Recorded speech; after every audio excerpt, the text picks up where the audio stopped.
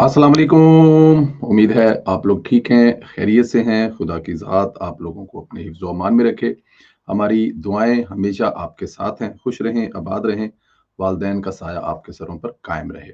गुज़ारिश जो आपसे हमेशा की जाती है, चैनल को ज़रूर सब्सक्राइब करें, बेल आइकन को प्रेस करें और ज़्यादा से ज़्यादा व्हाट्सएप ग्रुप में लिंक शेयर करें और अपनी राय का इज़हार भी ज़रूर करें। और पाकिस्तान हमेशा ज़िंदाबाद लिखना कभी भी ना भूलें। पाकिस्तान खित्ते में दिन-ब-दिन जो गेम चेंजर साबित होता जा रहा है, रोज़ाना नई पेशरफ्त हो रही है और नई राहें पाकिस्तान के लिए खुल रही हैं। जनूबी एशिया में भारत के असर-ओ-रसूख में कमी, चीन ने जो बाज़ी पलटी है, अमेरिकी think tank council on foreign relation CFR ने भारत की गिरती हुई साख और जनूबी एशिया में चीन के बढ़ते हुए असर पर तहलका खेज रिपोर्ट जारी करते हुए कहा है कि रिपोर्ट में कहा है कि पाकिस्तान के हाथों जंग हारने के बाद मोदी अब सफारती जंग भी हार चुका है। खित्ते में मोदी की हुकूमत की इजारादारी खत्म हो रही है और जनूबी एशिया में भारत को मुस्तरद कर दिया। जनूबी एशिया में आपको पता है ये पूरा खित्ता आता है जिसमें बांग्लादेश से लेकर भूटान, नेपाल से लेकर पाकिस्तान, अफगानिस्तान। तो ये तकरीबन सारे के सारे मुल्क जो है इस बात पर भी बड़े अंदर ही अंदर बड़े खुश ने, भावें बाहर कुछ कहंदे होन या ना कहंदे होन। लेकिन ये अंदर ही अंदर से बड़े खुश हैं कि जान छूटी इस और अब वो फ्रस्ट्रेशन जो उसकी है वो नज़र आ रही है, आगे जाके बताते हैं। चीन और पाकिस्तान की उभरती हुई कुव्वत के तौर पर सामने आ गए। नेपाल, बांग्लादेश, श्रीलंका, मालदीव भारत के पुराने इत्तेहादी अब चीन के साथ खड़े हो गए। चीन की सरमायाकारी और स्मार्ट डिप्लोमेसी ने भारत को बैकफुट पर धकेला है। भारत ने शेख हसीना वाजद को अपना दी। बांग्लादेशी अवाम में गुस्सा, शदीद गुस्सा और भारत मुखालिफ जज्बात पाए जाते हैं। मालदीव में इंडिया आउट तहरीक कामयाब, हुकूमत ने चीन से दोस्ती बढ़ा ली। नेपाल में कम्युनिस्ट हुकूमत का चीन की तरफ झुकाव और भारत को मुकम्मल नजरअंदाज कर देना, ये मेरे ख्याल में भारत के लिए बहुत बड़ा धचका होगा। श्रीलंका के नए सदर ने चीन की मईशत को मॉडल करार दिया और भारत की सफारती शिकस्त। अब ये देखें, ये मालदीव, नेपाल और श्रीलंका, पाकिस्तान, अफगानिस्तान, ये जो नजदीक तरीन जो मुल्क हैं और जाहिर है चाइना तो ऑलरेडी मतलब कि आप उसको तो पहले से ही मतलब कि इंडिया इंडिया के उसके साथ 9-2-11 चल रही है ना। लेकिन ये जो रीजन है ना, ये जो खित्ता है जिसको किसी दौर में बरे सगीर कहा जाता था, अब भी कहा जाता है, या किसी दौर में इसको ये जो एक ही खित्ता होता था और यहाँ पे एक ही हुक्मरान हुआ करते थे, वो सारे के सारे भारत के खिलाफ हो चुके हैं। वो भारत को अब जिसे कहते हैं ना कि मुंह नहीं लगा रहे और वो चाइना की तरफ देख रहे हैं। अब चाइना की एक बहुत बड़ी गेम है और इसको कुछ समझने के लिए बहुत बड़ा दिमाग चाहिए। पाकिस्तान बाकी सारे मुल्क जो इस वक्त चाइना के पीछे हाथ बांध कर खड़े हो गए हैं, नो डाउट चाइना की हेल्प से आप बुलंदियों पर पहुंच रहे हैं।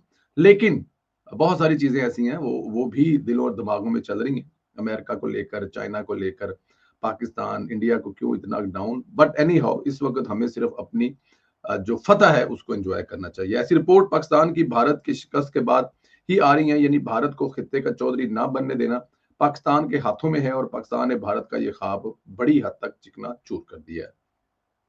अच्छा जी, इधर हमारे लीडर वजीर दफा ख्वाजा आसफ भी किसी से कम नहीं है और बुरी तरह भारत को एक्सपोज कर रहे हैं। कोई भी सियासतदान ऐसे खुलकर भारत की मुखालफत और यूं मोदी को नंगा नहीं कर रहा। ख्वाजा आसफ ने ट्वीट करके कहा कि हिंदुस्तान बरसगीर में कभी एक मुल्क नहीं रहा। एक वक्त ऐसा भी आया कि बरसगीर में 500 से ज्यादा रियासतें थी।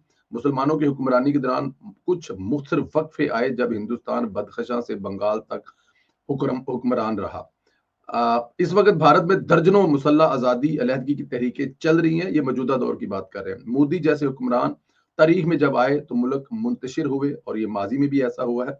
हिंदू मजहब में दर्जनों झेली मज़ाहब हैं जिन्हें निचली जातों का रोज कत्लेआम होता है। अक्सरियत को इंसान नहीं समझा जाता। मोदी और इसके हवारी इनके साथ हाथ मिला लें तो धर्म भ्रष्ट हो जाता है। इनके साथ खाना खाना धर्म से खारिज होने की दावत देना है। ये सच है, इसमें तो मेरे ख्याल में कोई बड़ी बात है नहीं है। ये जो ख्वाजा साहब लिख रहे हैं, इन्होंने ट्वीट किया है, ये इसमें तो कोई दूसरी राय नहीं है। वो जो लिख रहे हैं बात तो ऐसी है, इनसे हाथ मिलाना और इनके साथ खाना खाना बड़ी जात के लोगों का, बड़ी जात के लोगों के साथ छोटी जात के लोगों का आज 2025 में भी वैसे का वैसा है जैसा आज से 500-700 साल पहले था। ख्वाजा अच्छा, मोदी एक जाहिल शख्स है, अखंड भारत की बात करता है, दिमाग में गाय का गोबर, रगों में गरम संदूर नहीं, गाय का मूत्र है। बड़ी सख्त लाइन लिख रहे हैं। मोदी एक जाहिल शख्स है, अखंड भारत की बात करता है, दिमाग में गाय का गोबर, रगों में सिंदूर और सिंदूर नहीं गाय का गर्म मूत्र है। ख्वाजा आसफ आखिरी लाइन में मोदी को इसी असल औकात बता रहे हैं, क्योंकि अब भारत ऑपरेशन शील्ड शुरू करना चाहता है और इस मकसद के लिए भारत राजस्थान, पंजाब, मकबूजा कश्मीर जंगी मशकें शुरू करने जा रहा है और मशकों का आगाज कल से कर रहा है। ये जो रवैया है ना, ये दुनिया में किसी जगह पे नहीं आप देखेंगे। अब ये देखें कि एक जी टीवी ज़ाहिर है बड़ा नेटवर्क है हिंदुस्तान का। कल परसों उन्होंने एक पूरा शो 1 घंटे का किया है, जिसमें उसका पूरा मुद्दा क्या था कि एक एक कॉलोनी होती है, उसमें जो फ्लैट होते हैं उसमें मुसलमान भी रहते हैं और उस ब्लॉक में और उसमें हिंदू भी रहते हैं। तो हिंदुओं ने एक दरख्वास्त दे दी है कि मुसलमान जो है वो ईद के नज़दीक जाके बकरे हलाल करेंगे और साथ वो ये मान रहे हैं कि वो अपने फ्लैट के अंदर करते हैं। बाहर किसी किस्म का हमें कोई ऐसा उनसे प्रॉब्लम नहीं है, लेकिन फिर भी मुसलमानों को रोका जाए कि ये बकरे हलाल ना करें। आप ये देखें कि ये इसको परंपरा कह लें, इसको इसको हिस्ट्री कह लें, इसको तारीख कह लें, ये हजारों साल से हिंदुस्तान में होती आई है। जब से मुसलमान हिंदुस्तान में पहुंचा है तब से लेके अब तक ये जो एक सिलसिला है वो चलता आ रहा था और चलता रहा है। लेकिन अब इस वक्त कौन सी ऐसी क्यामत आ गई है, ये हिंदू नहीं करना देना चाहते या हिंदुओं को अपने मतलब के लिए, अपने मकसद के लिए नरेंद्र मोदी इस्तेमाल कर रहा है। तो फिर ये ख्वाजा साहब की लाइन बिल्कुल ठीक है कि गर्म मूत्र जो है ना इनके अंदर घूम रहा है। इधर फ्रांस ने दुनिया को सरप्राइज देने का फैसला किया है। फ्रांस के सदर एमरानुएल मैक्रोन ने एक बार फिर फलस्तीन के 2 रियासती हल पर जोर देते हुए मशरकी वस्ता के मुतल्लिक फ्रांस की खारजा पॉलिसी में कोई दोहरा म्यार नहीं है। जकार्ता के सदर के हमरा प्रेस कॉन्फ्रेंस करते हुए फ्रांसीसी सदर ने फलस्तीनियों को जबरी तौर पर बेघर करने के इसराइली मंसूबे की सख्ती से मजम्मत की और कहा कि फलस्तीनी रियासत को शराइत के साथ तस्लीम करना एक अखलाकी फर्ज है। फ्रांसीसी सदर मैक्रोन का कहना है कि जब तक गजा की सूरत बेहतर ना हो जाए, इसराइल से मुतल्लक मौक़िफ़ को सख्त करना होगा। यानी फ्रांसीसी सदर ने फलस्तीनी को शराइत के साथ तस्लीम करने का अंदिया जो है वो दिया है। अब हर गुजरते दिन के साथ आवाज़ें तो उठ रही हैं, इसमें तो कोई दूसरी राय नहीं है। अब ज़ुल्म ज़्यादती तो हो रही है, उस पे कोई बात ना करे, लोगों के ज़मीर सोए हुए हैं हमारे जैसे लोगों के लिए और ख़ास तौर पे हमारे जैसे मुसलमानों के लिए। फ़लस्तीन पर ज़मीर सोए हुए हैं, हम लोग तस्वीर देखते हैं, मोबाइल से आगे कर देते हैं, यूँ करके स्क्रॉल कर देते हैं, वहाँ पर भूखे, नंगे, ज़ख्मी, बच्चे, बुज़ुर्ग, माएँ, बहनें, हमारे हमारे कोई जूँ नहीं रेंगती। ना हमारे हुक्मरानों पर, ना कोई 50-60 मुसलमानों पर, ना हम अपनी जश्न भी बना रहे हैं, हम फ़तह भी कर रहे हैं। लेकिन फ़लस्तीन के मुसलमानों के का नाम आते ही हमारी ज़ुबानों में ताले लग जाते हैं, चाहे वो आम इंसान हो, चाहे वो हमारे हुक्मरान हों, ये बात लोहे पे लकीर है।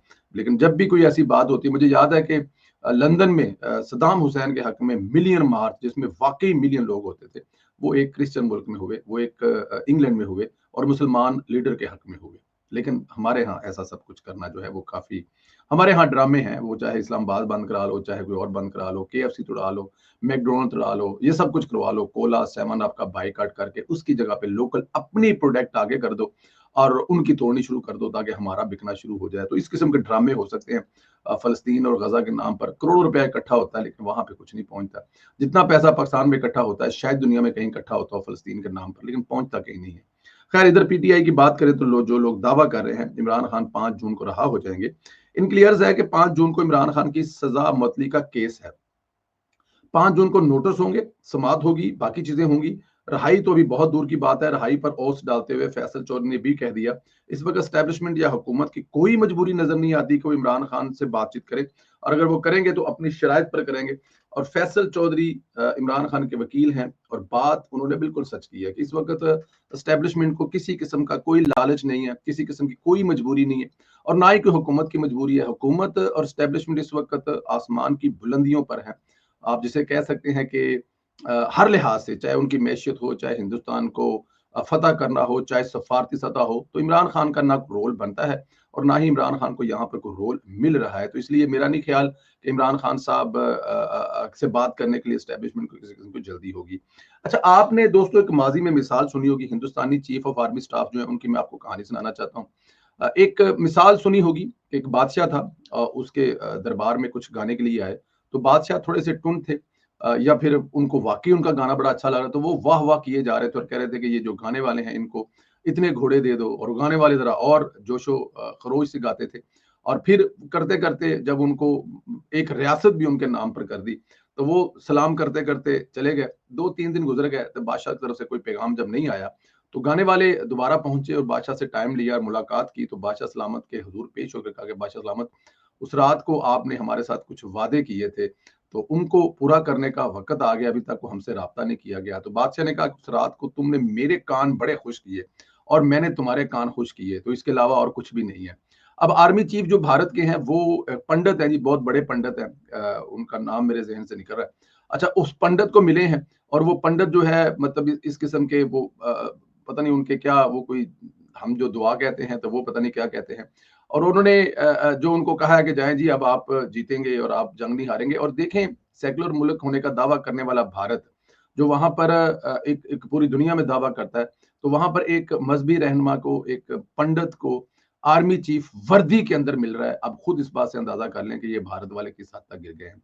अब राफेल का सहारा नहीं रहा, अब जंग जीतने के लिए उनके सिपाहियों में दम नहीं है, तो वो मंदिरों में जाकर और पुजारियों से जाकर दुआएँ करा रहे हैं। अब यहाँ पर देख लें, अब ये इस लड़ाई ऐसे जीतनी है तो फिर मेरे ख्याल में माफ़ी माँग लेनी चाहिए। बट एनी हाउ, अब जब उन्होंने उसके बदले जो मंदिर जो दुआएँ देने के बाद फिर वो उनको कुछ दिया जाता है, नज़राना चढ़ाया जाता है। तो उन्होंने उससे पूछा कि जी मैं मतलब उन्होंने कहा जी अब तुम्हें मुझे कुछ देना पड़ेगा। तो उन्होंने कहा जी हुक्म करें।